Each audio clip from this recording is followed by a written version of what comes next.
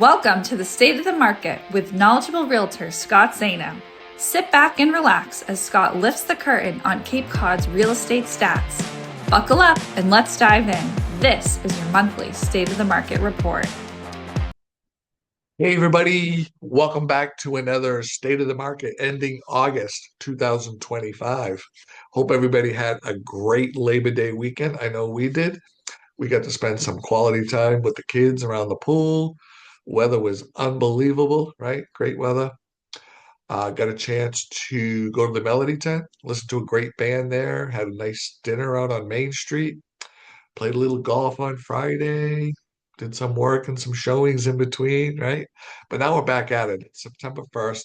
It's a new month, and we're delighted to bring you the numbers on the different sectors that we cover every month to keep you, all the buyers and sellers and homeowners, um, educated and informed on what's going on with the real estate market here on Cape Cod. So the first thing we're going to do is I'm going to go ahead and just share my screen, right? All right. Okay, so we have 5 or 6 different sectors that we talk about every month. The first one here would be your average sales price. Whoops. Okay. And the average sales price, let's see here, for the end of August was 1,025,000. And I always like to go back a month just to kind of see what's been going on. And in the end of July, it was 1,049,000. So the average sale price dropped 25,000, right? That's always going to kind of go up and down a little bit based on the sales. So 1,025,000, can you believe it? That's the average price of a property here on Cape Cod. So if you're looking at properties that are 600,000, 700,000 and they're in great shape, those are excellent buys because you're well below the average sales point. And if you're in the 2 or 3 million range, that's fine too. And that's just slightly above the average sales price.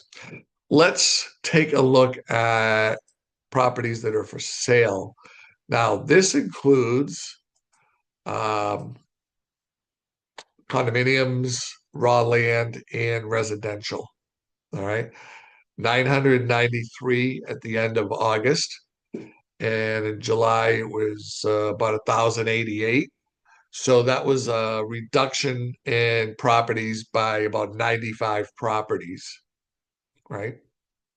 So 993 properties. Is that a lot or a little? We've talked about this before. That is not a lot. I put the graph up here to go back 5 years again to show you and share with you these numbers. These are all right from MLS Flex, and we don't make these numbers up. Right over here, March or April, was 1,990. That was right before COVID. And we're sitting at half of that today, 993. So inventory is up from the past when it was down so low in the 300s, 400s, but it's still half of what it was before COVID, right? Now, real estate is local, right? Some parts of the country, inventory is twice as what it was before COVID. So you always want to look at your local realtor numbers to see what the market is like because it's different in every state. We're very blessed here to have Massachusetts be one of the strongest states out of the 50.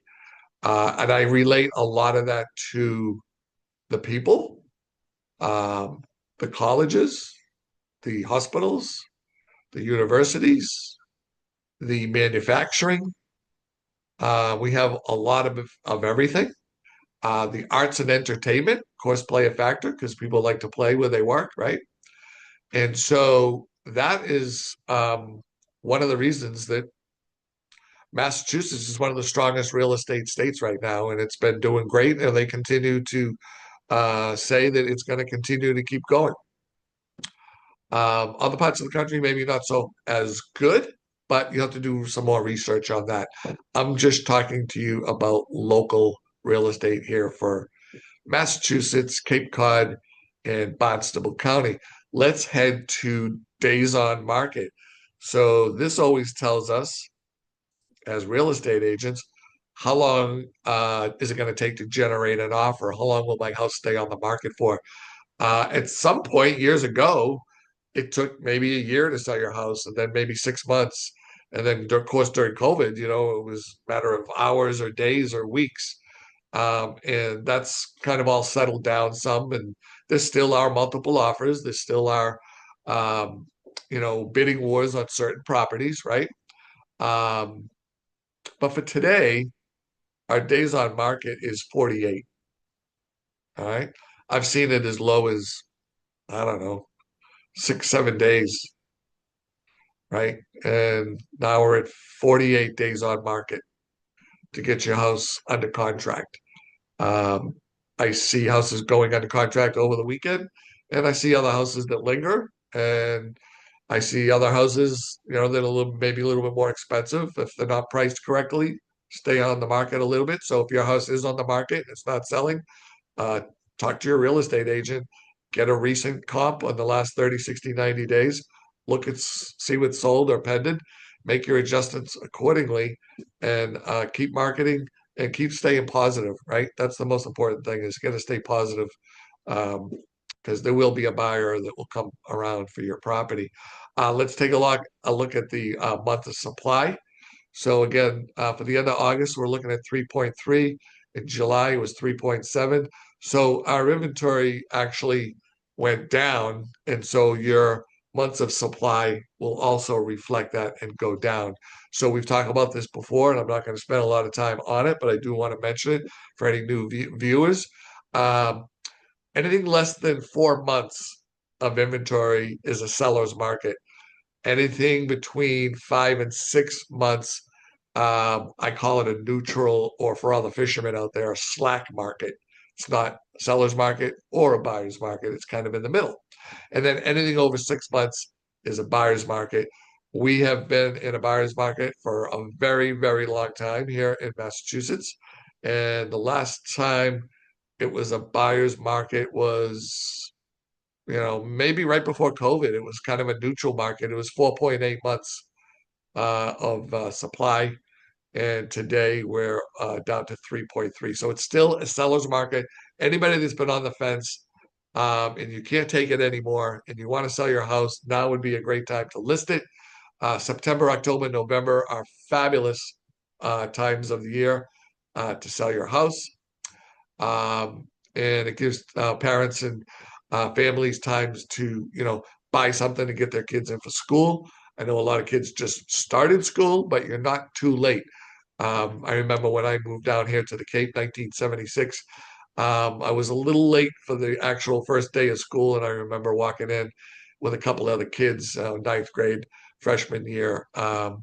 And getting orientation a few days late. So there's plenty of people out there that are looking that want to get their kids in the school system. And September, October, great months for that. So let's talk about your percentage to list to sales price ratio. That's an important one too, right? Because nobody wants to give their house away, right? So the list percentage of list to sales price is in August was 97.7, and in July was 97.5. So it actually went up a smidge, right? What does that mean though, Scott? 97.7. Well, what that means is if you list your house for $1 million, there's a very good chance, according to the numbers here, that you're going to get $970,000 for it, right? For $1 million house. 97.7% of the asking price, right? There was times here that we were well over 100, 102, 103, 104. These are the unicorn years, right? We've talked about these before, where back in 20 and 21 and 22, everything was over asking 102, 103, 104%. And now we're more back down to a more balanced market. So if you list your house, there's a very, very good chance that you're going to get 97.7 or above. I've seen them go over, I've seen them go under, but the average is around 97.7.